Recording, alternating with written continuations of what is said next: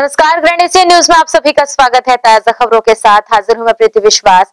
बढ़ते हैं बुलेटिन में, उसके पहले आइए नजर डालें हेडलाइंस पर।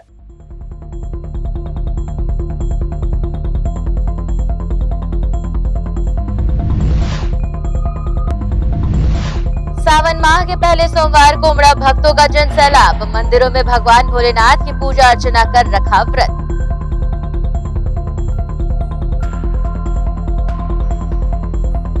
शिवनाथ नदी में हुआ हादसा। बीती रात कार सवारों ने बैरिकेड्स हटा पार करना चाहा रास्ता। तेज बहाव में कार डूबी। एनडीआरएफ की टीम गोताखोरों के साथ कर रही तलाशी।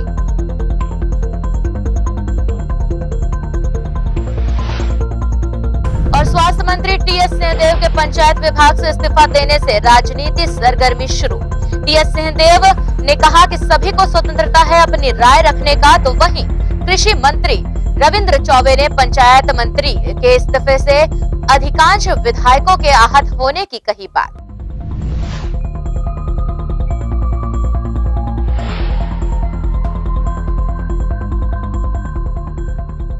अब खबर विस्तार से। पंचायत विभाग से इस्तीफे के बाद सोमवार को पहली बार स्वास्थ्य मंत्री टीएस सिंहदेव मीडिया से रूबरू हुए। राष्ट्रपति चुनाव के लिए मतदान करने विधानसभा पहुंचे कैबिनेट मंत्री टीएस सिंहदेव ने पंचायत मंत्री के पद से इस्तीफा देने पर कहा कि यदि मुझे पता होता कि विधायक दल की बैठक में मेरे इस्तीफे पर चर्चा होनी है तो मैं भी बैठक में शामिल होकर अपना पक्ष रखता। उन्होंने कहा कि कई विधायक अनुभवी हैं, कई विधायकों का कार्यकाल भी काफी लंबा रहा है, उनका दृष्टिकोण है और उनको लगता है कि इस्तीफा देना अनुशासनहीनता है, तो सभी को स्वतंत्रता है अपनी अपनी राय रखने की। मैंने अपनी मंशा उस पत्र के माध्यम से व्यक्त की थी। उन्होंने यह भी कहा कि पूर्व निर्धारित कार्यक्रम के तहत दिल्ली जा रहा हूं कि ये घटनाक्रम बीच में आ गया। अहमदाबाद में अशोक गहलोत ने 20 तारीख को मीटिंग रखी थी। उस मीटिंग को अटेंड करने के लिए वाया दिल्ली जा रहा था। स्वाभाविक है, आदमी दिल्ली में रहता है तो शीर्ष नेताओं से मिलने का समय मांगता है, मिलता है, नहीं मिलता है, उसके हिसाब से फिर मुलाकातें होती हैं। जब आदमी पार्टी के अधीन है और हाईकमांड कहता है तो कोई विकल्प नहीं रहता, कुछ और रहता है। सर, पत्र को लेकर आप दोनों कांग्रेस के 14 विधायकों ने इसे अनुशासनहीनता बताया, कैसे देखते हैं? अनुभवी हैं उन लोग भी, कुछ नए भी विधायक हैं, लेकिन काफी लंबा उनका कार्यकाल रहा है, उनका दृष्टिकोण है। अगर उनको लगता है कि ये अनुशासनहीनता है तो उनको स्वतंत्रता है अपनी राय रखने का। मैंने अपनी मंशा उस पत्र के माध्यम से व्यक्त की थी। केंद्र के पंचायती राज मंत्री छत्तीसगढ़ आए थे और अपने दौरे के प्रारंभ में ही मेरे ख्याल से उन्होंने टिप्पणी की थी कि छत्तीसगढ़ प्रधानमंत्री आवास में और रोजगार गारंटी में बहुत खराब काम कर रहा है, कमजोर काम कर रहा है। उस बात को भी अपने ऊपर लेते हुए, हम लोग सरकार के हिस्से हैं, लेकिन मैं अगर मंत्री हूं उस विभाग का तो पहला दायित्व तो मेरा है, और इतने महत्वपूर्ण कार्यक्रम में अगर काम अच्छा नहीं हो रहा है तो मैं शायद पीछे रहूं, मैं उस विभाग में ना रहूं तो बेहतर काम हो। ये सब भी बातें थी। और बातें थी कि मैं वहाँ कुछ प्रस्ताव थे जो पहले से भी गए थे, वो नहीं हो पा रहे थे, तो शायद मैं वहाँ पर मंत्री के रूप में उस विभाग में वैसा कारगर नहीं हो पा रहा था जैसा मुझे भी होना चाहिए महसूस होता, या लोगों के बीच में भी जनप्रतिनिधि भी ना खुश थे। वहीं प्रदेश के स्वास्थ्य मंत्री टीएस सिंहदेव द्वारा पंचायत मंत्री के पद से इस्तीफा देने के बाद कांग्रेस के अंदर हड़कंप मचा हुआ है। मंत्री सिंहदेव ने 4 पेज का पत्र लिखकर मुख्यमंत्री को भेजा, जिसमें उन्होंने पंचायत विभाग छोड़ने की वजह बताई है। इनके इस्तीफे को लेकर छत्तीसगढ़ शासन में कृषि मंत्री रविंद्र चौबे ने कहा कि प्रदेश के अधिकांश विधायकों ने बड़ा प्रश्न चिन्ह खड़ा किया है। पत्र में उन्होंने विभाग छोड़ने की जो बातें कही हैं, उनमें जिन बिंदुओं का उल्लेख किया गया है, सभी विधायक जानते हैं कि उन बिंदुओं में कार्य किए गए हैं। उसमें अधिकांश विधायक अपने आप को आहत महसूस कर रहे थे और प्रदेश प्रभारी पीएल पुनिया के समक्ष अपनी बातों को रखा।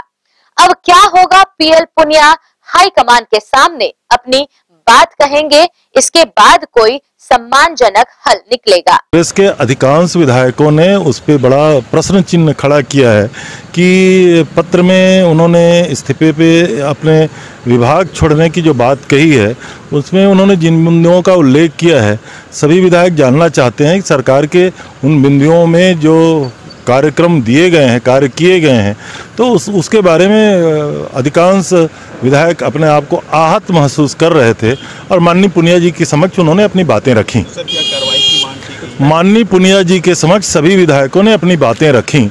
अब क्या होना है, ये आदरणीय पुनिया जी हमारे हाईकमांड के प्रतिनिधि हैं, वो हाईकमांड में अपनी बात कहेंगे। उसके बाद मैं समझता हूं कि कोई सम्मानजनक हल निकलेगा। नगर निगम भिलाई के आयुक्त लोकेश चंद्राकर ने नेहरू नगर चौक स्थित यात्री प्रतीक्षालय का निरीक्षण किया। उन्होंने सफाई व्यवस्था प्रतिदिन बनाए रखने के निर्देश दिए हैं। आयुक्त ने कहा कि यात्री प्रतीक्षालय में हजारों यात्री कुछ समय के लिए प्रतिदिन ठहरते हैं और अपने गंतव्य की ओर निकल जाते हैं। इस दौरान यात्री कुछ खाद्य सामग्री का भी उपयोग करते हैं, जिसे देखते हुए व्यापक सफाई तथा डस्टबिन रखना भी नियमित रूप से अनिवार्य है।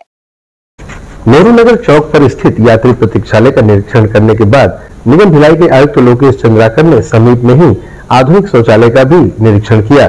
सड़क किनारे लगे होने के कारण इस यात्री प्रतीक्षालय में यात्री यहां प्रतिदिन नित्य कर्म के लिए जाते हैं। वहीं नेहरू नगर चौक प्रमुख चौराहा होने के कारण इस शौचालय का उपयोग भी अधिक मात्रा में लोगों के द्वारा किया जाता है। निगम आयुक्त ने कहा कि शौचालय की साफ सफाई व्यवस्था नियमित रूप से हो, आने वाले लोगों को गंदगी का सामना न करना पड़े। इसके लिए उन्होंने संचालक एजेंसी को तत्काल व्यवस्था बनाने के निर्देश दिए। आयुक्त ने वार्ड क्रमांक 4 दुर्गा माता चौक के पास साफ सफाई व्यवस्था का जायजा लिया। उन्होंने इस दौरान पब्लिक फीडबैक भी लिया तथा रोड स्वीपिंग का कार्य भी देखा। नेहरू नगर क्षेत्र अंतर्गत वार्ड क्रमांक 12 के विभिन्न इलाकों का आयुक्त ने जायजा लिया। बरसात के कारण जुनवानी नाले में भराव का निरीक्षण किया तथा पथ वृक्षारोपण की स्थिति देखी और अधिकारियों को आवश्यक दिशा निर्देश दिए।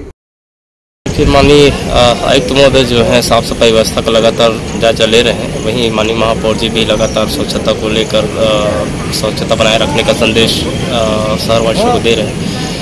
इसी के तारतम्य में जो है अभी आयुक्त महोदय नेहरू नगर चौक में यात्री प्रतीक्षालय पहुँचे, जहाँ पे हजारों जो लोग हैं वो डेली आते हैं और प्रतिदिन यहाँ से अपने सवार बस का इंतज़ार करते, वाहन का इंतज़ार करते हुए गंतव्य की ओर जाते हैं। उन्होंने निर्देश दिए कि यहाँ पे साफ़ सफाई व्यापक व्यवस्था रहे और डस्टबिन की व्यवस्था रहे, क्योंकि जहाँ यात्री रुकते हैं वहाँ पे कुछ न कुछ उनके द्वारा जो है खाद्य पदार्थ का सेवन किया जाता है। इसके अलावा जो है अत्याधुनिक शौचालय जो है वो बिल्कुल नेहरू नगर चौक के ठीक सभी बना हुआ है। वहाँ का माननीय आयुक्त महोदय जायजा लिया है और वहाँ पर जो केयर टेकर हैं उनको साफ सफाई विशेष रूप से रखने के निर्देश जो है कमिश्नर साहब ने दिए हैं। निरीक्षण के दौरान स्वास्थ्य अधिकारी धर्मेंद्र मिश्रा, जोन स्वास्थ्य अधिकारी अंकित सक्सेना सहित अन्य अधिकारी कर्मचारी मौजूद रहे। ग्रैंड एशियन न्यूज के लिए भिलाई से संतोष शर्मा की रिपोर्ट। 15 जुलाई की शाम हुई वार्ड 1 खमहरिया की घटना भयंकर रूप धारण करती नजर आ रही है। उस दिन वार्ड 1 के पार्षद और जोन 1 के उप अभियंता के बीच हुई हाथापाई को निगम के 3 कर्मचारी संगठन ने अपना समर्थन देते हुए निगम मुख्यालय के सभागार में बैठक आयोजित कर पार्षद के खिलाफ मोर्चा खोल दिया है और अब कलेक्टर सहित पुलिस अधीक्षक और संभाग आयुक्त को ज्ञापन सौंपकर पार्षद के निलंबन की मांग करने का मन बना चुका है। 15 जुलाई की शाम वार्ड 1 खमरिया में निगम के वाहन द्वारा एक पुलिया क्षतिग्रस्त हो गई थी, जिसके लिए वार्ड पार्षद और उसके साथियों ने देर शाम तक जमकर हंगामा किया। इसी बीच नगर पालिक निगम भिलाई जोन 1 के उप अभियंता के साथ मारपीट एवं उनके परिवार के साथ अभद्र व्यवहार करने की घटना सामने आई, जिसके बाद निगम के कर्मचारियों में काफी आक्रोश देखा जा रहा है। इसी परिप्रेक्ष्य में निगम भिलाई अंतर्गत 3 कर्मचारी संगठनों द्वारा निगम मुख्यालय सभागार में एक बैठक आहूत की गई, जिसमें यह फैसला लिया गया कि इस घटना की पुनरावृत्ति होने से निगम के कर्मचारियों में एक भय का वातावरण बन सकता है, जिसे देखते हुए इस पर कार्रवाई की जानी चाहिए। इसे लेकर स्वायत्त शासी कर्मचारी संघ, कर्मचारी कांग्रेस एवं सेवानिवृत्त कर्मचारी संघ के संयुक्त तत्वाधान में उप अभियंता आलोक पसीने के साथ हुई घटना की निंदा करते हुए उनके समर्थन में सामने आकर पहले पुलिस विभाग में एफआईआर दर्ज कराई गई। उसके बाद निगम आयुक्त सहित निगम महापौर नीरज पाल को भी ज्ञापन सौंपकर उचित कार्रवाई की मांग की गई और इसके बाद ये सभी कलेक्ट्रेट रवाना हुए। नेहरू नगर जोन 1 नगर पालिका निगम भिलाई के कार्यालय में पदस्थ प्रभारी सहायक अभियंता आलोक पसीने जी 15 तारीख की रात को 9 बजे उनको एक शिकायत मिली कि यहाँ खमरिया रोड जुनवानी में एक पुलिया टूट गई है। चूँकि वो आपदा प्रबंधन जैसे महत्वपूर्ण कार्य में संलग्न है, शिकायत को प्राप्त करते ही वो सीधा वहाँ मौका स्थल निरीक्षण करने पहुँचे तो उस क्षेत्र के वार्ड पार्षद योगेश साहू जी और उसके कुछ साथी लोग उनके साथ मिल के पहले गाली गलौज किए, उसके बाद धक्का मुक्की के साथ मारपीट पर उतारू हो गए, जिसका आज कर्मचारी संघ ने अभियंताओं के साथ एक मीटिंग करके पुरजोर विरोध करने का निर्णय लिया है। और इस संदर्भ में सभी कर्मचारी संघ एक साथ मिलकर अधिकारीगण माननीय आयुक्त महोदय से अनुनय पत्र देंगे कि उस ऐसे कुकृत्य करने वाले पार्षद को उनके पद से हटाया जाए और क्योंकि प्राथमिकी दर्ज की जा चुकी है और उससे गिरफ्तारी की मांग करेगी। 15 तारीख को रात में हमारे जोन एक के जो प्रभारी सहायक अभियंता हैं आलोक पसीने जी, वो कोई एक पार्षद वहाँ है, उनकी सूचना पर वो वहाँ पहुँचे जहाँ पुलिया टूट गई थी। तो वो अपने सुपरवाइजर के साथ पहुँचे रात में 9 बजे। तो वहाँ पे जब वो देख रहे थे तो उनके साथ में एक दुर्भाग्यजनक घटना घटित हुई। वहाँ के जो पार्षद हैं कोई साहू करके हैं और उनके साथ में उनके साथीगण आकर के उन लोगों ने शासी कार्य में व्यवधान डाला, उनके साथ में गाली गलौज किया गया, जान से मारने की धमकी दी गई जैसे कि एफआईआर में आया है। और वो घबरा करके वो फिर वहाँ से भागी। और आज जब 16 तारीख को बड़ी मुश्किल से जब एफआईआर दर्ज हुई, बहुत सारा अप्रोच लगाना पड़ा तब एफआईआर दर्ज हुई। तो आज पूरे अधिकारी कर्मचारी मीटिंग हॉल में बैठे हैं और कमिश्नर साहब को, हमारे आयुक्त महोदय को और संभागायुक्त महोदय को, कलेक्टर साहब को और एसपी साहब को हम लोग ज्ञापन देने की तैयारी कर रहे हैं। और यह बहुत ही बड़ी दुर्भाग्यजनक घटना है। इसमें आपदा प्रबंध जैसे काम और भी कई प्रकार के नगर निगम के अधिकारी कर्मचारी 24 घंटे काम में समय रहते हैं। ऐसे में कर्मचारी और अधिकारियों में दहशत का माहौल है कि इतने कभी भी रात में आदमी अपने बिना सुरक्षा के चले जाता है देखने के लिए, और इस प्रकार से यदि हमला होगी तो इसकी पूरी कर्मचारी संघ जो है गंभीर निंदा करता है। और हम चाहते हैं कि पार्षदी उसकी जो नियमानुसार कार्रवाई हो, संभागायुक्त उसको बर्खास्त करे और आने वाले समय में चुनाव से लड़ने के लिए उसको बाहर करे। पूर्व में भी ऐसी एक बार घटना हुई थी तो जिसमें पार्षदों को पार्षद पद से हटाया भी गया था और चुनाव लड़ने से उनको अलग भी पृथक भी किया गया था। तो हमारी ये शासन प्रशासन से मांग है और अभी हम लोग ज्ञापन देने कमिश्नर के साहब के पास जाएंगे, संभावित कलेक्टर महोदय के पास जाएंगे। सब एकजुट है, सारे कर्मचारी अधिकारी, कहीं कोई काम नहीं हो रहा है, सब मीटिंग हमें बैठ के पत्र बना रहे हैं। हमको दूरभाष पर पता चली कि 15 तारीख को आलोक पसीने जो सहायक अभियंता हैं जोन 1 में, उनको फ़ोन आया जुनवानी खमरिया से कि यहाँ कोई पुलिया वगैरह टूट गई है। उसको निरीक्षण करने के जब वहाँ वो गए तो वहाँ के पार्षद के द्वारा और उसके साथियों के द्वारा नशे की हालत में गाली गलौज और मारपीट की गई। जो वहाँ से वो गाड़ी वगैरह छोड़ के अपने भागे वहाँ से। उन्होंने फिर अपने महोदय को, संजय शर्मा साहब को फ़ोन किया, कमिश्नर साहब को फ़ोन किया, जिसके विरोध में आज पूरे अभियंता संघ, जिसमें अधीक्षण अभियंता से लेकर सहायक अभियंता तक, उपयंत्री तक सब, और तीनों यूनियन के हम लोग पदाधिकारी एकत्रित हुए, जिसमें हम लोग ने एक पत्र बनाया गया है और अवगत कराया जाएगा और महापौर जी को कि उसके खिलाफ सख्त कार्रवाई की जाए। और जैसा कि नगर निगम एक्ट में धारा 19 में लिखा है कि कोई भी जनप्रतिनिधि किसी भी अधिकारी कर्मचारी से सीधी वार्ता नहीं करेगा, उसका पालन करवाया जाए, उसकी भी मांग करेंगे ताकि भविष्य में इसको घटना न घटे। बर्खास्तगी की भी मांग है क्या? हाँ, बर्खास्तगी की मांग है। जैसा नगर निगम एक्ट में है कि जब कोई भी जनप्रतिनिधि किसी अधिकारी कर्मचारी के साथ में दुर्व्यवहार करता है, मारपीट करता है, कार्य बाधा डालता है, तो उसके लिए बर्खास्त के लिए संभागायुक्त को और नगर निकाय मंत्री को पत्राचार किया जाएगा। और हमारी मांग यही है कि जल्द से जल्द कार्रवाई हो। उसमें हम लोग को अभी बैठक में निर्धारित करेंगे कि इतने घंटे के अंदर उसको गिरफ्तार किया जाए और तत्काल उसकी बर्खास्तगी की जाए। नहीं तो आगे अगर नहीं किया जाता है तो आगे हम लोग अपनी रणनीति बना के, अगर निगम को पूरा बंद करना पड़ेगा, सभी जोन को बंद करना पड़ेगा, तो उसके लिए भी विचार विमर्श किया जाएगा। तीनों कर्मचारी संगठनों सहित पीड़ित उप अभियंता आलोक पसीने भी निगम महापौर नीरज पार से मिलने गए, जहां उन्होंने ज्ञापन सौंपकर उचित कार्रवाई की मांग की, जिस पर महापौर नीरज पाल ने अपनी प्रतिक्रिया कुछ इस प्रकार दी है। साथ ही उप अभियंता आलोक पसीने ने भी अपने साथ हुए कृत्य को मीडिया के समक्ष साझा किया है। घटना ऐसी थी कि रात में करीब 8 बजे करीब मेरे पास महिला एवं बाल विकास अधिकारी मैडम पूजा पिल्ले मैडम का फोन आया कि हमारी गाड़ी को यहाँ पे वार्ड 1 की पार्षद ने रोक लिया है। वहाँ पे उस गाड़ी को बैक करते हुए ये पुलिया टूट गई थी, 50,000 रुपये मेरे से मांग रहा है। तो हमने रिक्वेस्ट की सर बात कर लीजिए, आप उनसे बात कर लीजिए। मैं योगेश साहू को फ़ोन लगाया कि क्या बात है, पुलिया वगैरह का क्या है। तो बोले कि आप आ जाइए और देख लीजिए पुलिया कैसे टूटी, क्या टूटी है।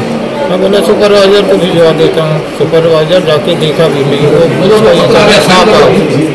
मैं ठीक है, मैं वहाँ पे गया उनके कहने पे, मैं वहाँ पे गया हूँ और मैं पुलिया का निरीक्षण कर ही रहा था कि उनके आदमी वो पीछे थे और उनके आदमी करीब 15-20 आदमी आके मेरे ऊपर धक्का मुक्की करने लगे और मेरे को गाली गलौज और उल्टा सीधा बहुत बोलने लगे, धक्का मुक्की, गाली गलौज, कॉलर पकड़ना, ये पकड़ना। तो मैं सोचा कि मैं गाड़ी में चले जाता हूँ और निकल जाऊँगा। गाड़ी के पास पहुँचा ही मैं, घर से मेरे फ़ोन आया। घर से फ़ोन आया तो मैं उठाया ही था, मेरे बात नहीं हो पाई। तो मैं गाड़ी, इन लोगों ने इतना धक्का मुक्की किए, मेरे को गाड़ी से खींच लिए। गाड़ी से खींचे तो मैं किसी भी तरीके से अपनी जान बचा के दौड़ के वहाँ पे SBI कॉलोनी है पास में, वहाँ पे जाके छुप गया।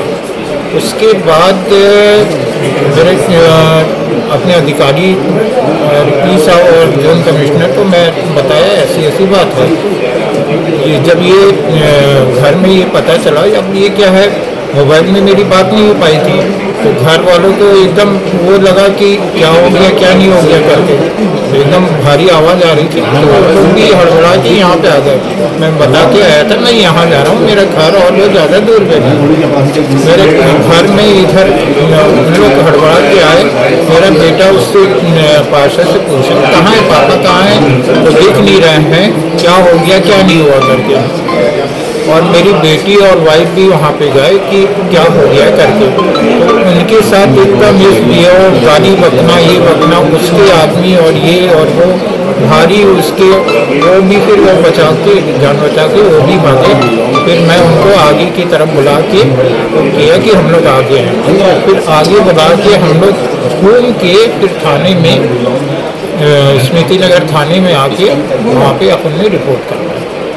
अधिकारियों को बुला के, अपने अधिकारी हमारे शहर साहब आ गए थे। अभी क्या चाह रहे हैं सर आप? हम ये चाह रहे हैं कि उनके ऊपर बिल्कुल एक्शन होना चाहिए, ताकि हमारे जो कर्मचारी आगे भी जाए तो वो भी सुरक्षित रहे। नहीं तो अगर इस प्रकार की वारदात होती रहेगी तो हम लोग का सुरक्षित रहेंगे।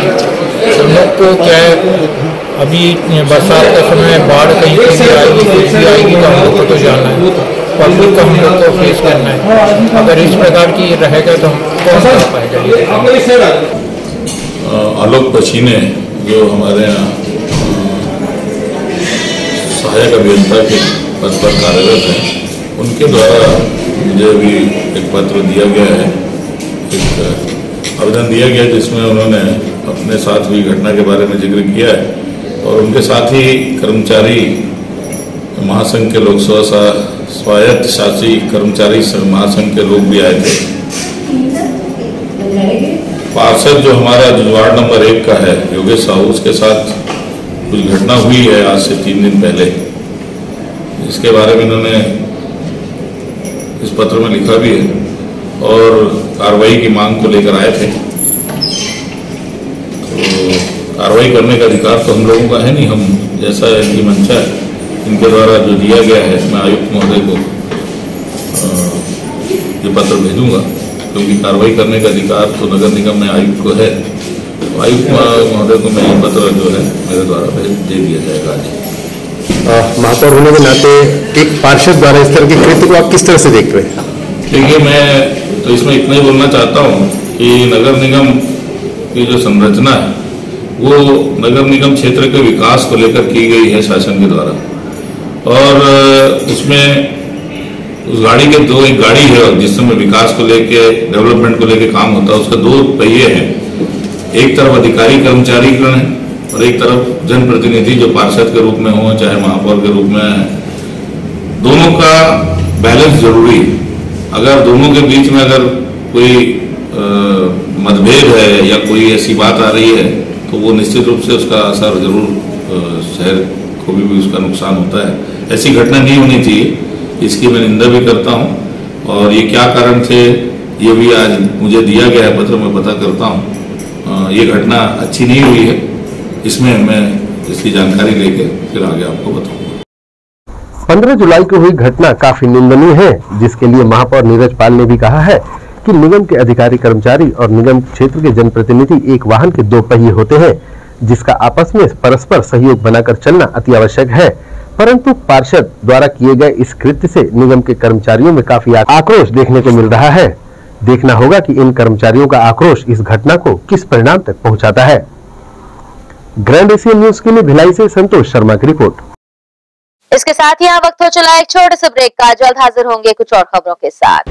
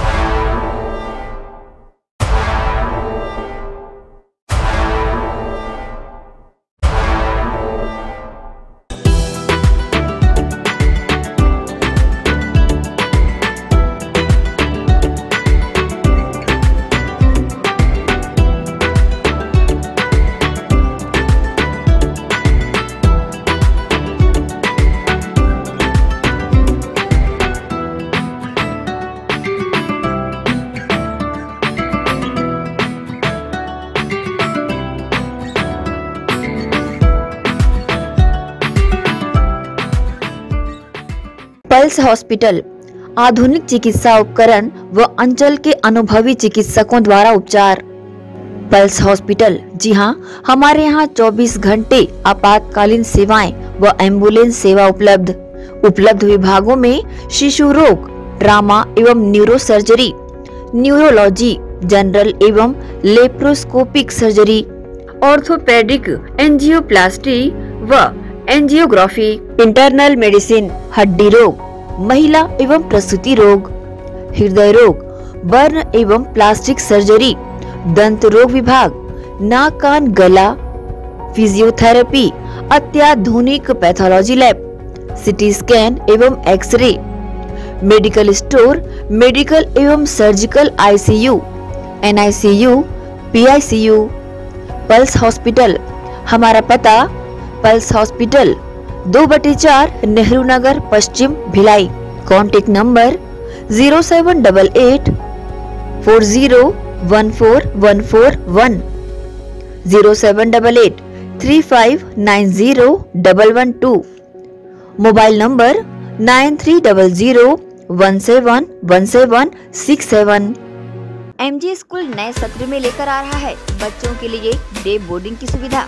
जी हाँ, सिरसा रोड, न्यू आर्य नगर, कोहका स्थित एमजी स्कूल में एडमिशन ओपन। डे बोर्डिंग में बच्चे शाम तक पढ़ाई के साथ सभी विधाओं में होंगे पारंगत। डे बोर्डिंग में बच्चों की रुचि के अनुरूप दिया जाएगा प्रशिक्षण।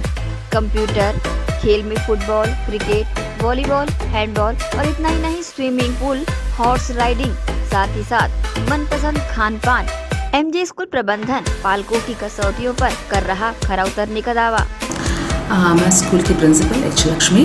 हम लोगों ने एक नया प्रयास यहाँ अपने स्कूल में किया है, एमजे स्कूल में, वो है डे बोर्डिंग। ये फैसिलिटी फुल फ्लेज्ड, जिसमें बच्चों को वो घर के माहौल के साथ साथ उनका सारा होमवर्क, यहाँ पर ही टीचर्स सारे होमवर्क, इवन एग्ज़ाम प्रिपरेशन, सारा कुछ यहाँ हो जाएगा। यहाँ पर हम लोगों ने हॉर्स राइडिंग, कुछ बहुत सारे, ना कुछ बोल नहीं सकते, बहुत सारे ऐसे एक्टिविटी भी हम लोगों ने प्लान कर रखा है यहाँ पे। तो ऐसे बहुत सारी एक्टिविटीज़ जो बच्चों को, डांस रहेगा, म्यूज़िक रहेगा, आर्ट रहेगा, क्राफ्ट, ये सारी चीज़ें जो है यहीं पे कैंपस में ही बच्चों को प्रोवाइड किया जाएगा। MJ school admission open. हमारा पता एमजे स्कूल न्यू आर्य नगर, कोहका, सिरसा रोड। अब बच्चे खुद कहेंगे, मम्मा मुझे सुबह जल्दी उठा देना, कहीं मैं स्कूल जाने में लेट न हो जाऊं। जी हाँ, डे बोर्डिंग बढ़ाएगा बच्चों की स्कूल के प्रति रुचि। MJ school admission open. हमारा contact number 7478923505। Ayurveda acupressure therapy centre. चर्म रोग, दांत खाज, खुजली, चेहरा पर किसी भी प्रकार की झाइयाँ, दाग धब्बे, फोड़े फुंसी, प्रेगनेंसी, स्ट्रेच मार्क आदि का गारंटेड इलाज। जी हाँ, आयुर्वेदिक एक्यूप्रेशर थेरेपी सेंटर। यहाँ पर आयुर्वेदिक दवा एवं एक्यूप्रेशर थेरेपी द्वारा बिना ऑपरेशन किए बवासीर, भकंदर, हाइड्रोसिल, गुप्त रोग, चर्म रोग का इलाज किया जाता है। बवासीर, भकंदर, फिशर का बिना ऑपरेशन इलाज, मलद्वार की जितनी भी पुरानी तकलीफ हो, जैसे खून आना, चुभने जैसा दर्द होना, जलन, मस्सा, मवाद आना, पेट साफ ना होना आदि का जड़ से गारंटेड इलाज। गुप्त रोग, शादी के बाद या शादी के पहले बचपन की गलतियां, उम्र की अधिकता या किसी भी कारण से मर्दाना कमजोरी, शीघ्र पतन, शादी के नाम से डर लगना, बच्चा ना होना, पेशाब में जलन, स्वप्न दोष, शारीरिक कमजोरी, थकान आदि बीमारियों सहित हाइड्रोसिल का बिना ऑपरेशन गारंटेड इलाज। महिला गुप्त रोग, माहवारी गड़बड़ी, सफेद पानी जाना, हाथ पैर में जलन, दर्द, कमर में दर्द, बच्चा न होना, मिर्गी, हिस्टीरिया आदि का इलाज भी संभव है। हमारा पता डॉक्टर हीरा, गया नगर, दुर्ग और श्री राम मार्केट, स्पर्श हॉस्पिटल के पास, Ramnagar, Bhilai. Mobile number 9981659182।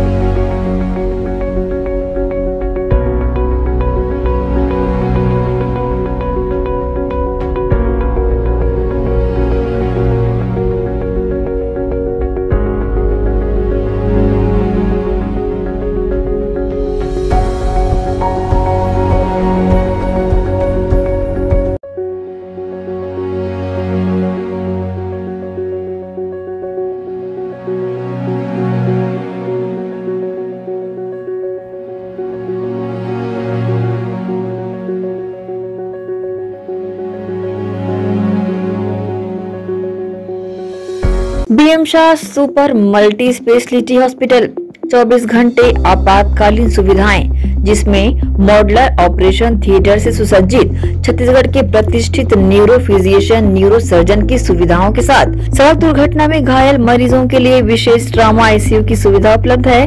Hospital में हृदय रोग विशेषज्ञों की टीम के साथ एडवांस कैथ लैब की सुविधाएं, साथ ही जिसमें एंजियोग्राफी, एंजियोप्लास्टी, पेसमेकर की सुविधा उपलब्ध है। हॉस्पिटल में medical ICU, surgical ICU, NICU, burn unit के साथ डायलिसिस की सुविधा 24 घंटे उपलब्ध है।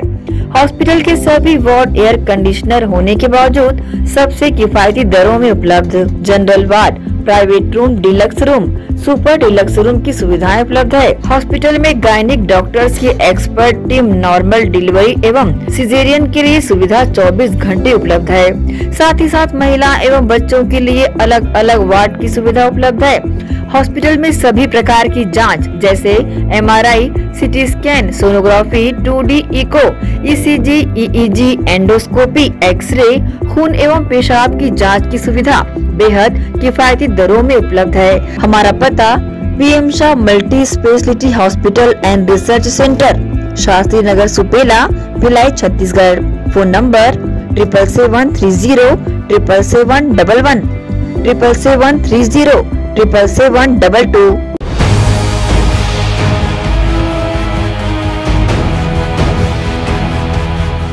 ब्रेक के बाद स्वागत है आप सभी का। आगे की खबरों के लिए चलिए बढ़ते हैं। सावन के महीने के पहले सोमवार को शहर के देवालयों और शिवालयों में शिव भक्तों की भीड़ उमड़ पड़ी। सभी ने अपनी अपनी श्रद्धा अनुसार दुग्ध, घृत एवं जल से भगवान शिव का अभिषेक कर परिवार की सुख समृद्धि एवं स्वास्थ्य की कामना की। विदित है कि श्रावण मास में ही देव और दानवों द्वारा मिलकर समुद्र मंथन किया गया था और उस समुद्र मंथन में विष का घड़ा भी निकला था, जिसे शिव शंभु भोलेनाथ ने अपने कंठ में धारण कर लिया था, जिसकी वजह से वह नीलकंठ भी कहलाते हैं। और इस विष की ज्वाला को शांत करने के लिए श्रावण मास में भगवान शिव का जलाभिषेक किया जाता है। श्रावण मास के प्रथम सोमवार को बैकुंठ धाम स्थित शिव प्रतिमा एवं शिवलिंग पर शिव भक्तों द्वारा अपनी अपनी श्रद्धा अनुसार दुग्ध, घृत एवं जल से महाअभिषेक किया गया एवं श्रद्धा अनुसार फल फूल का भोग भी लगाया गया। भक्तों ने भगवान भोलेनाथ की आराधना कर अपनी मनोकामनाओं को भी मांगा।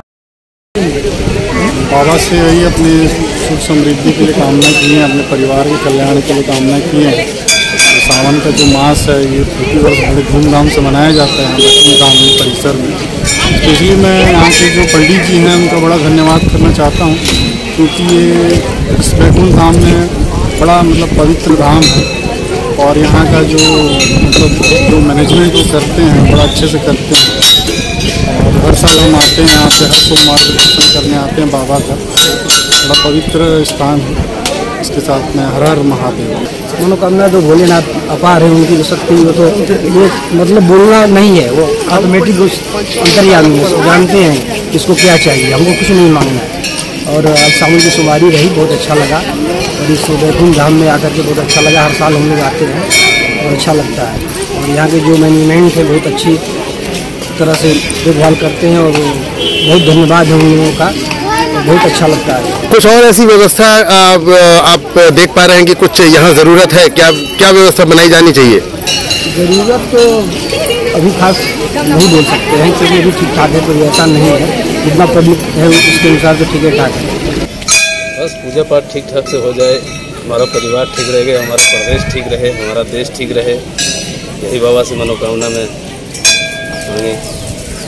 आज ये मंदिर में व्यवस्था कैसी लग रही है आपको? व्यवस्था ठीक है, मिला जुला के जो अच्छा होना चाहिए, क्षेत्रीय आधार पर ठीक ठाक है। तो मंदिर समिति जो जैसा इन्होंने किया है, आयोजन किया है, उसके लिए क्या कहेंगे उन्होंने? मंदिर समिति को धन्यवाद देना चाहूँगी कि ऐसा व्यवस्था बनाए हुए हैं, आगे भी बना रहे। शांति मांगे, पूजा पाठ किए अपना घर परिवार के लिए।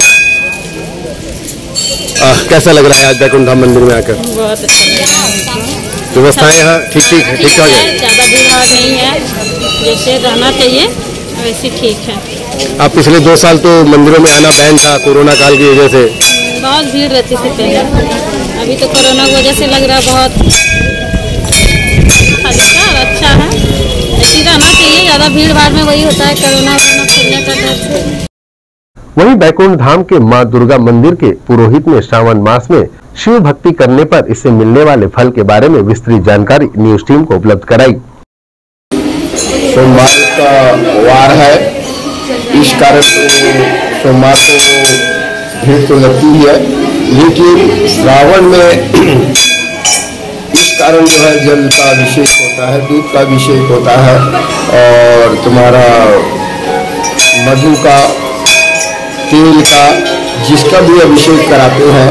क्योंकि श्रावण मास में ही दैत्य और दानव जो है समुद्र मंथन किए थे, जिससे भगवान महाकाल 14 रत्न निकला, उसमें एक रत्न जो है विष का था, जिसको ग्रहण करने के लिए 33 करोड़ देवी देवता कोई जो है मंजूर नहीं कर रहे थे। तो महाकाल उस रत्न को जो है, उस विष को जो है अपने कंठ में जो है रखा। अगर क्योंकि उसके हृदय में जो है भगवान मर्यादा पुरुषोत्तम राम जो है निवास करते हैं, इस कारण एक नाम उसका जो है नीलकंठ पड़ा। और इसी महीने में जो है 12,000 साल तक की जो है समुद्र मंथन हुआ था।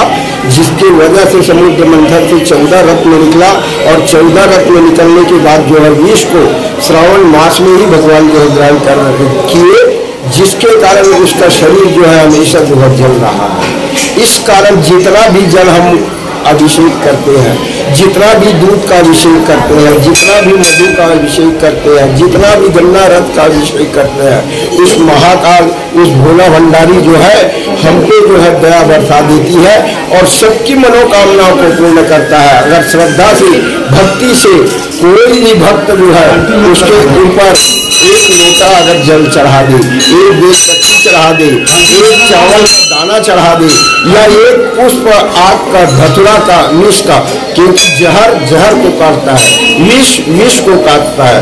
इस कारण कनेर का पुष्प, धतुरा का पुष्प, कनेर का फल, धतुरा का फल, आग का पुष्प, आग का फल, बेल का जो स्वयं जो है भगवान महाकाल जो है उसमें 33 करोड़ देवी देवता उस देवी का झाड़ में निवास करते हैं। महाकाल के जो जलहरी है उसमें 33 करोड़ देवी देवता का वास होता है।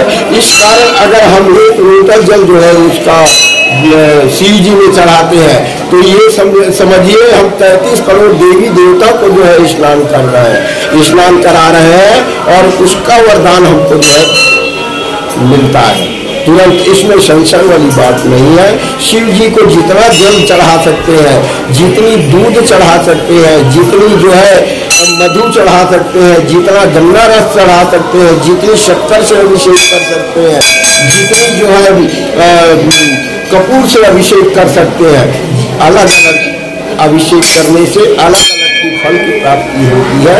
यही जो है श्रावण मास का विशेष तौर से भगवान महाकाल की जो है शिव महिमा है। बीते 2 वर्ष के सावन में मंदिरों में पूजा अर्चना करने पर रोक लगाई गई थी, क्योंकि उस वक्त कोरोना महामारी की वजह से शासन प्रशासन ने विशेष दिशा निर्देश जारी किए थे। इस वर्ष यह खतरा टलने के बाद शिवालय और देवालयों में शिव भक्तों ने अपनी इच्छा अनुरूप शिव की भक्ति की और इस श्रावण मास के प्रथम सोमवार में अपनी मनोकामनाओं को पूर्ण करने के लिए भगवान शिव से गुहार लगाई। ग्रैंड एशियन न्यूज के लिए भिलाई से संतोष शर्मा की रिपोर्ट। वहीं सावन के सोमवार का बहुत अधिक महत्व होता है। सोमवार का दिन भगवान शिव को समर्पित होता है। सोमवार का व्रत करने से भगवान शंकर की विशेष कृपा प्राप्त होती है। सावन का महीना भगवान शिव का अति प्रिय होता है, जिस वजह से इस सावन माह के सोमवार का महत्व सबसे अधिक होता है। सावन सोमवार के बारे में और अधिक प्रकाश डालते हुए दुर्ग जिले के समाज सेवी तथा developers and builders K S. Chauhan ने सावन सोमवार के महत्व के बारे में विशेष जानकारियां दी। त्र्यंबकम यजामहि सुगंधि पुष्टि वर्धनम उर्वरारोपमेव बंधनान मृत्यु मुक्षीर मामृतात्। दोस्तों, हमारे सभी त्योहारों का अपना अपना महत्व रहता है और उसका डायरेक्ट इफेक्ट पूरी मानव जाति पे, पूरी सृष्टि पे पड़ता है। जैसे कि हमारा ये श्रावण का मास जिसमें हम उपवास रखते हैं सोमवार को, इसका एक साइंटिफिक रीजन है।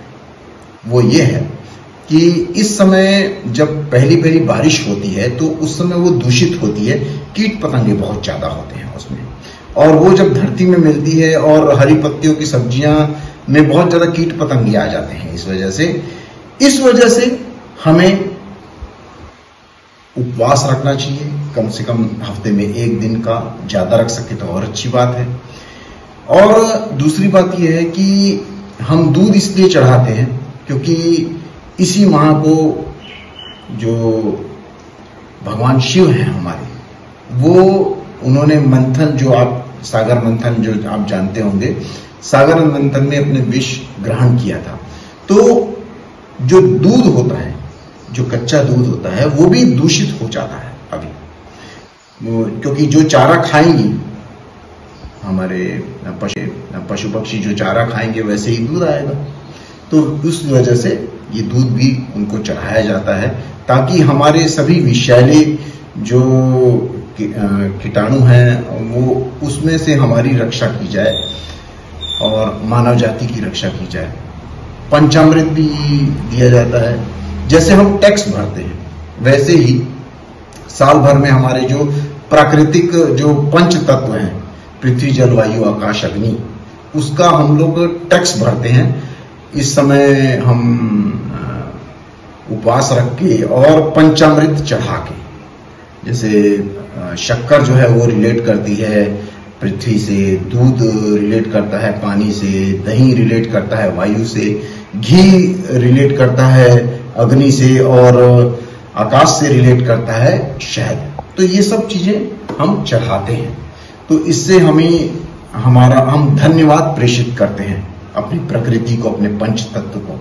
और जैसे कि श्रावण सोमवार शब्द से ही हमें समझ में आता है, श्रावण मतलब सुनना, अपने गुरुजनों की वाणी सुनना। इस समय जो गुरुजन हैं वो एक जगह रुक जाते हैं, इस समय प्रवास नहीं करते हैं। तो जब रुक जाते हैं तो वो अपनी मधुर वाणी से, अपने मधुर विचारों से हमारे को जागृत करते हैं, हमारा नॉलेज बढ़ाते हैं। तो हमें जरूर गुरुजनों को सुनना चाहिए और उसका लाभ उठाना चाहिए। आप सभी को श्रावण सोमवार, श्रावण मास की हार्दिक शुभकामनाएं। जाति प्रमाण पत्र संघर्ष मोर्चा छत्तीसगढ़ की राज्य स्तरीय बैठक भिलाई में आहूत की गई, जिसमें जाति प्रमाण पत्र संघर्ष मोर्चा के प्रदेश प्रतिनिधि शामिल हुए। बैठक में बताया गया कि प्रदेश में बौद्ध समाज के लोगों का जाति प्रमाण पत्र नहीं बन पा रहा है, सैकड़ों परिवार उससे वंचित हैं। भारत सरकार 10 अगस्त 1950 के पहले का रिकॉर्ड मांग रही है, जो समाज के लोगों के पास उपलब्ध नहीं है, क्योंकि बौद्ध समाज के लोग मध्य प्रदेश और महाराष्ट्र से आए हैं और वर्षों से छत्तीसगढ़ में निवास कर रहे हैं, लेकिन उनके पास कागज नहीं है। वे लोग आज नौकरी के लिए भटक रहे हैं। इसलिए समाज के लोगों ने संघर्ष का रूप धारण करने की कोशिश की है, जिसके तहत राजनांदगांव जिला जाति संघर्ष मोर्चा द्वारा पहला कदम उठाया गया, जो कि काफी सफल रहा। आने वाले समय में 1950 की नियमावली में परिवर्तन के लिए पूरा समाज लोकसभा में जाने से पूर्व छत्तीसगढ़ के सांसदों से निवेदन करेगा कि हमें जाति प्रमाण पत्र बनाने में असुविधा आ रही है, हमारी मांगों को आप लोकसभा में उठाइए। ST/SC फेडरेशन के राष्ट्रीय अध्यक्ष सुनील रामटेके ने बैठक की जानकारी कुछ इस प्रकार से।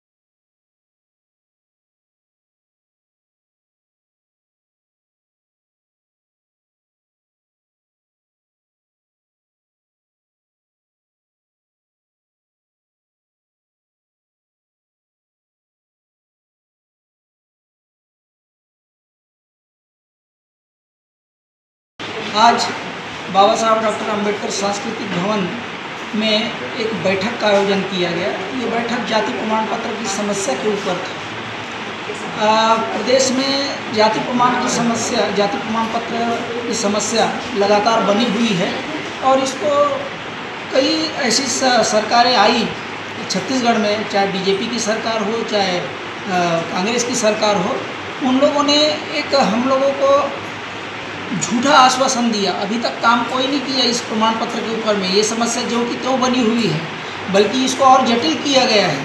काफ़ी लोग इससे प्रभावित हैं और उनको जाति प्रमाण पत्र नहीं मिलने के कारण कई ऐसे नौकरियां हमारे हाथों से जा रही है, माने किसी प्रकार की सुविधा नहीं मिल रही है।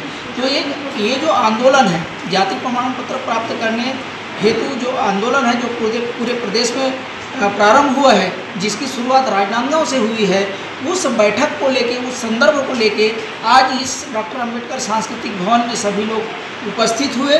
सबसे पहले तो मैं अध्यक्ष होने के नाते उनका तहे दिल से शुक्रिया अदा करता हूं, बहुत बहुत साधुवाद देता हूं कि इस कार्यक्रम को लेके हमारे बीच आए और हमारी संस्था भी इस कार्यक्रम के लिए, जाति प्रमाण पत्र के संघर्ष के लिए बहुत ही आगे आकर काम करेगी। और इन लोगों का माने इस समिति के साथ में, इस संघर्ष मोर्चा के साथ में हम कदम से कदम मिलाकर चलेंगे और हर समस्या से निपटने को तैयार हैं, चाहे वो किसी भी प्रकार की समस्या है, चाहे रोड में लड़ाई लड़ना पड़े या विधानसभा में लड़ाई लड़ना पड़े या सांसद तक जाना पड़े, हम सब जगह जाने को तैयार हैं और इस प्रकार से इस लड़ाई को हम आखिरी अंजाम तक पहुंचा के रहेंगे, उसमें हमारी पूरी भागीदारी रहेगी। बहुत वर्षों से हमने इस आंदोलन में जाति प्रमाण पत्र के मसले को लेकर के 20 साल पहले भी लगातार संघर्ष किया है, करते हैं। लेकिन जो अब आग लगी है, प्रदेश की सारी जनता आज बच्चों को पढ़ाई से उच्च शिक्षा में जाति प्रमाण पत्र नहीं होने के कारण समस्या आ रही है, वंचित हो रहे हैं। जो उद्योग में सरकार के द्वारा पैसा दिया जाता है करोड़ों रुपए तक का, वो व्यवसाय में हमारे बच्चे वंचित हो रहे हैं। अब बच्चों की आवाज़ ऐसी आ रही है कि समाज में तो बहुत काम किए हो, हमारा भविष्य को क्या होगा।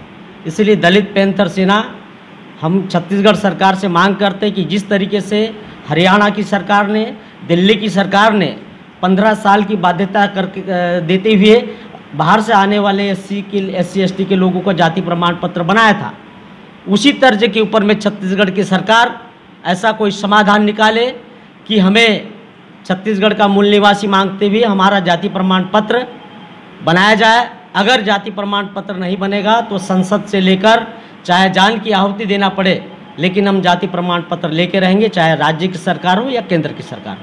ऐसा है कि छत्तीसगढ़ राज्य जाति प्रमाण पत्र संघर्ष मोर्चा की तरफ से राजनांदगांव में भव्य धरना प्रदर्शन का कार्यक्रम संपन्न हुआ और उसमें सैकड़ों महिलाओं ने, सैकड़ों पुरुषों ने, तमाम अनुसूचित जाति वर्ग के लोग, विशेष रूप से बौद्ध समाज के लोग उस कार्यक्रम में शामिल हुए। वो कार्यक्रम नहीं था, वो एक धरना, एक आंदोलन था और उसमें लोग सवेरे से 9 बजे से लेकर रात 7 बजे तक उस धरना, कलेक्टर साहब को इस आंदोलन को देख करके मतलब सोचना पड़ गया कि इतने बड़े पैमाने पर यह आंदोलन किया जा रहा है। और मुख्य रूप से जो डॉक्टर अंबेडकर ने एक फंडामेंटल राइट संविधान के तहत SC/ST को नहीं बल्कि समूचे देश को दिया है, और वो फंडामेंटल राइट्स जो कि जाति प्रमाण पत्र बनना चाहिए, और हम जो लोग हैं उनको मानने वाले लोग हैं और वो अभी तक सभी वंचित हो रहे हैं। और जाति प्रमाण पत्र से वंचित होने के लिए अभी जो, जहाँ तक मैं समझता हूँ कि पहला टप्पा के रूप में राजनांदगांव में यह आंदोलन था, अब भिलाई में होगा, रायपुर में होगा, बिलासपुर में होगा। आज हमारे साथ में उस आंदोलन में पूर्व विधायक आदरणीय विनोद खांडेकर जी शुरू से थे, उनकी तमाम टीम डोंगरगढ़ से आई थी। रविंद्र रामटेके जी के नेतृत्व में वहाँ पे जो आंदोलन हुआ उसमें तमाम महिलाओं ने धूप में, बरसात में घूम घूम कर कार्यक्रम, इस आंदोलन को सफल बनाया। हमारे बौद्ध समाज के लिए बहुत ही दुखद बात है कि हमारे लोगों का जाति प्रमाण पत्र नहीं बन पा रहा है, हम उनसे वंचित हैं।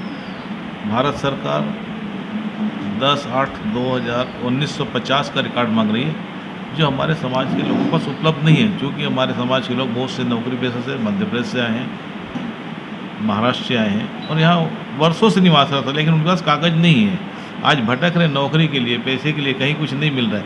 इसीलिए हमारे समाज के लोगों ने संघर्ष का रूप धारण करने के लिए कोशिश किया है। पहला प्रयास राजनांदगांव में 14 अप्रैल को हुआ है और मैं 14 जुलाई को, और मैं समझता हूँ वो बहुत अच्छा प्रयास था, जिसमें जिला संघर्ष समिति द्वारा कार्यक्रम था, लेकिन हमारा प्रदेश का सब पूरा नेतृत्व, सुनील रामटेके जी, भोजराज गौरखड़े जी, सारा घुमने जी, अनिल खोबरागड़े जी, सभी, अनिल गजबिया जी, सब उपस्थित थे।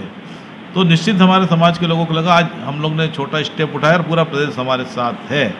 और हम लोग ये चाह रहे हैं कि आने वाले समय में ये 1950 की जो नियमावली है उसमें परिवर्तन के लिए पूरा समाज लोकसभा में जाएगा। पहले छत्तीसगढ़ के सांसदों से उसमें सहमति लेगा, उनसे निवेदन करेगा कि हमको जाति प्रमाण पत्र बनाने में ये असुविधा आ रही, हमारी बातों को आप शासन तक पहुँचाइए, लोकसभा में हमारी आवाज़ को उठाइए। निश्चित जब तक वहाँ हमारी आवाज़ नहीं उठेगी तब तक सरलीकरण हमारे समाज के जाति प्रमाण पत्र नहीं बन पाएगा। और यहाँ वक्त हो चला है एक और छोटे से ब्रेक का। खबरों का सिलसिला लगातार जारी है, ब्रेक के उस पार।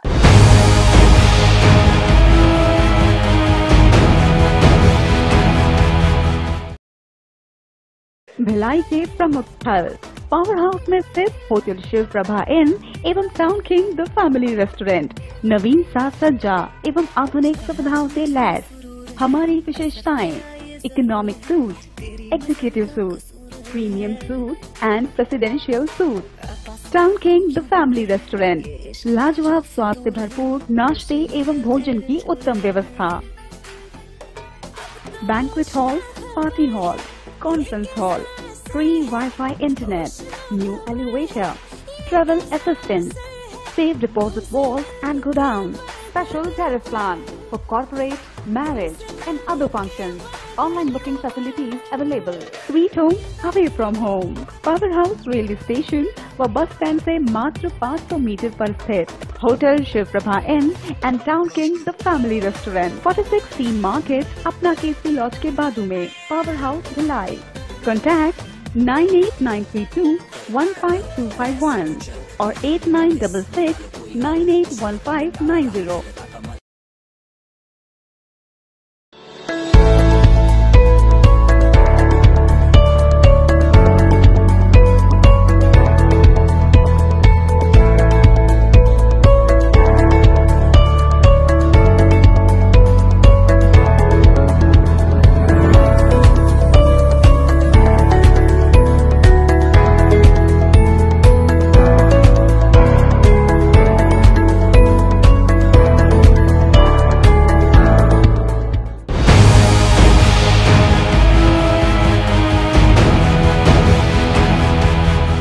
ब्रेक के बाद बुलेटिन में आप सबका एक बार फिर से स्वागत है। डीएपी खाद की समस्या को लेकर दुर्ग जिला किसान मोर्चा के अध्यक्ष के तत्वाधान में जिलाधीश को मुख्यमंत्री भूपेश बघेल के नाम ज्ञापन सौंपकर जिलाधीश को बताया गया कि प्राइवेट दुकान में डीएपी और पोटाश की उपलब्धता है और सरकारी सोसाइटी में नहीं है। ऐसा क्यों? दुकान में किसानों के साथ कालाबाजारी की जा रही है। 1350 रुपए के डीएपी को 1900 में बेचा जा रहा है। किसान मोर्चा के पदाधिकारियों ने प्राइवेट दुकानों से की जा रही खाद की कालाबाजारी पर रोक लगाकर किसानों को राहत दिलाने की मांग कि आज ये राज्य की सरकार, भूपेश बघेल की जो सरकार है, भ्रष्टाचारी सरकार, इनका खुद का कहना है कि 75% खाद सप्लाई करी गई है केंद्र सरकार से। मेरा मानना है कि रबी फसल की 15% और 75% अभी जो खाद दी गई है वो कुल मिलाकर के 80 से 90% खाद हमको मिल चुकी है छत्तीसगढ़ को। लेकिन ये भूपेश बघेल की भ्रष्टाचारी सरकार जो है प्राइवेट वेंडर को ये खाद दे दिया है और उसके साथ में लदान दे करके 1900 रुपये डीएपी, 1350 रुपये के डीएपी को हमको 1900 रुपये में प्राइवेट दुकानों में बेचा जा रहा है। यह कमीशन खोरी की सरकार जो है वो आपको देखने को मिलेगी कि इनके ही मंत्री लड़ रहे हैं कमीशन खोरी के चक्कर में और किसान त्राही है, किसान रो रहा है, किसान परेशान है। सावन का महीना हो गया, हमको आज रोपा लगाना है, आज हमारे पास डीएपी नहीं है। आज यूरिया की स्टॉक भर के रख दिया और यूरिया हमें अभी ज़रूरत नहीं है। ये सरकार जो है भ्रष्टाचारी सरकार है, इसको उखाड़ फेंकना है और हम भारतीय जनता पार्टी और किसान मोर्चा की सरकार इसको तत्काल उखाड़ के फेंकेंगे। धन्यवाद। जय हिंद, जय भारत, जय छत्तीसगढ़। किसान मोर्चा आज पूरे प्रदेश भाजपा के नेतृत्व आह्वान पे दुर्ग जिला भारतीय जनता पार्टी के किसान मोर्चा पदाधिकारी जिलाधीश महोदय को ज्ञापन देने हैं।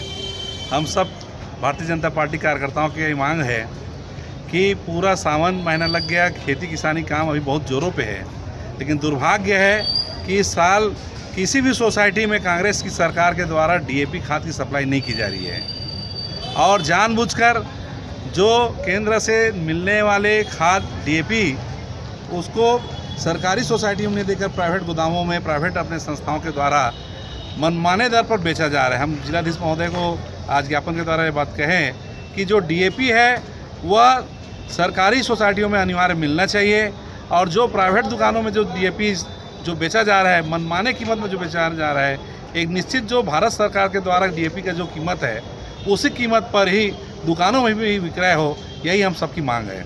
रविवार सोमवार के दरमियानी रात एक कार दुर्ग के शिवनाथ नदी में समा गई। बताया जा रहा है कि कार में 5 लोग सवार थे। सूचना मिलने पर सुबह 6 बजे पुलिस और एनडीआरएफ की टीम नदी में सर्चिंग कर रही है, पर अभी तक न कार का पता चल सका है और न उसमें सवार लोगों का। गौरतलब है कि रविवार देर रात 12:30 बजे एक कार अंजोरा की तरफ से दुर्ग की ओर आ रही थी।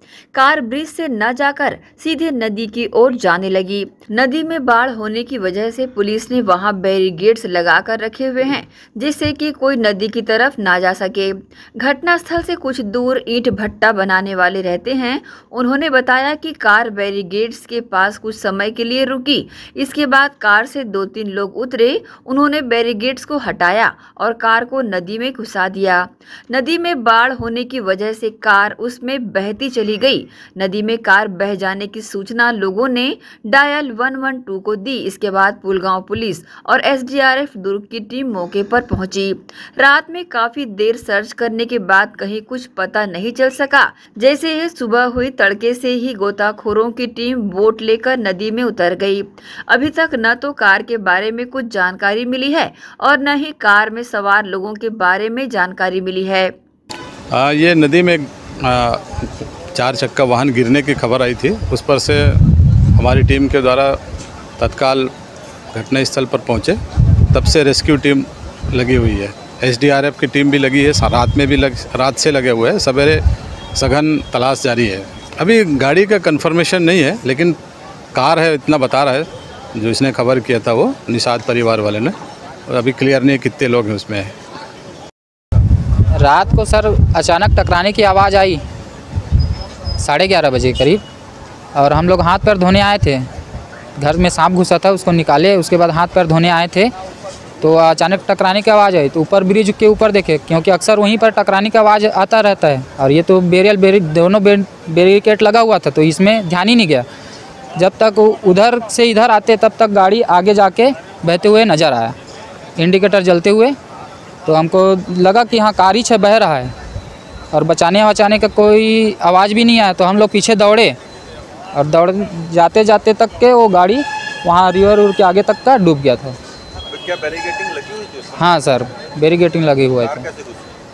उन लोग हटाए होंगे ना, हटा के ही घुसे हैं, क्योंकि दोनों तरफ 4:30-5 बजे लग गया था बैरिकेड। और इसी के साथ न्यूज बुलेटिन में फिलहाल इतना ही। अब आपसे चाहेंगे इजाजत। नमस्कार, धन्यवाद।